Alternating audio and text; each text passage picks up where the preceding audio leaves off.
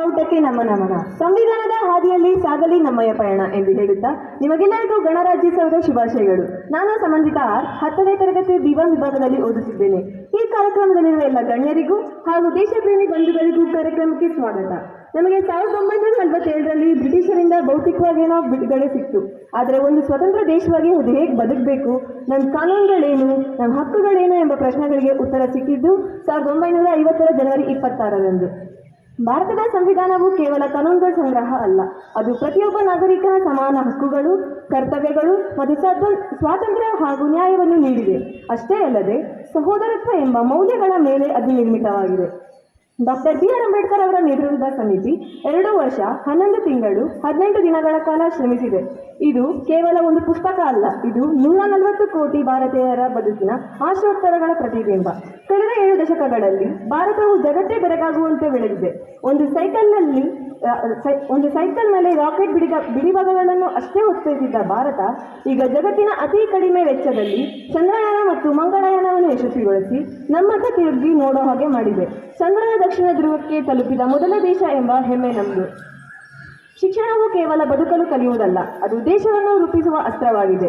ಯಾವ ದೇಶ ತನ್ನ ನಾಗರಿಕರಿಗೆ ಅಕ್ಷರ ಜ್ಞಾನದ ಜೊತೆಗೆ ನೈತಿಕ ಶಿಕ್ಷಣವನ್ನು ನೀಡುತ್ತದೋ ಆ ದೇಶವು ಜಗತ್ತಿನ ಭೂಪಟದಲ್ಲಿ ಅಜೇಯವಾಗಿ ಉಳಿಯುತ್ತದೆ. ಒಂದು ತಲೆಮಾರಿನ ಶಿಕ್ಷಣವು ಮುಂದಿನ 100 ವರ್ಷಗಳ ಅಭಿವೃದ್ಧಿಗೆ ಅಡಿಪಾಯ ಹಾಕುತ್ತದೆ. ರಸ್ತೆಗಳು ಮತ್ತು ಕಟ್ಟಡಗಳು ದೇಶದ ಶರೀರವಾದರೆ ಶಿಕ್ಷಣವು ದೇಶದ ಆತ್ಮವಿದ್ದಂತೆ. ಇಂದು 70% ಭಾರತೀಯರಿಗೆ ವಿದ್ಯಾಭ್ಯಾಸ ದೊರೆಯುತ್ತಿದೆ. ತಂತ್ರಜ್ಞಾನ ಕೇವಲ ನಗರಗಳಿಗೆ ಸೀಮಿತವಾಗಿಲ್ಲ. ಇದು ಭಾರತದ UPI ವ್ಯವಸ್ಥೆ ಜಗತ್ತಿನಲ್ಲೇ ನಂಬರ್ 1 ಸ್ಥಾನದಲ್ಲಿದೆ. ಅಮೆರಿಕ, ಯುರೋಪ್ ದೇಶಗಳಿಗಿಂತಲೇ ಹೆಚ್ಚು ಡಿಜಿಟಲ್ ವ್ಯವಹಾರಗಳು ನಮ್ಮ ಹಳ್ಳಿಗಳಲ್ಲಿ ನಡೆಯುತ್ತಿದೆ. ಇದು ಇಂದು ನಮ್ಮ ತಾಂತ್ರಿಕ ಪ್ರಗತಿಯ ಸಂಕೇತವಾಗಿದೆ. ಆರೋಗ್ಯದ ಕ್ಷೇತ್ರದಲ್ಲಿ ವಿಶ್ವದ ಔಷಧಾಲಯ ಎಂದು ಭಾರತವನ್ನು ಕರೆಯಲಾಗುತ್ತದೆ.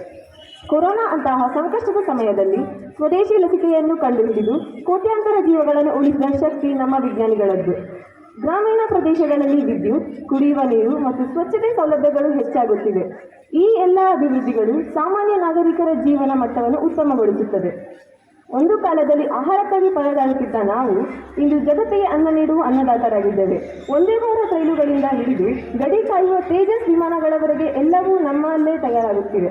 ಇಷ್ಟೆಲ್ಲ ಮುಂದುವರೆದರೂ ಸಹ ನಾವು ಇಲ್ಲಿಗೆ ತೃಪ್ತರಾಗಬಾರದು.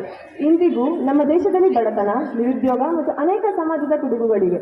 ಇವುಗಳನ್ನು ಹೋಗಲಾಡಿಸುವುದು ಕೇವಲ ಸರ್ಕಾರದ ಕೆಲಸವಲ್ಲ, ಅದು ಪ್ರತಿಯೊಬ್ಬ ನಾಗರಿಕನ ಕರ್ತವ್ಯ.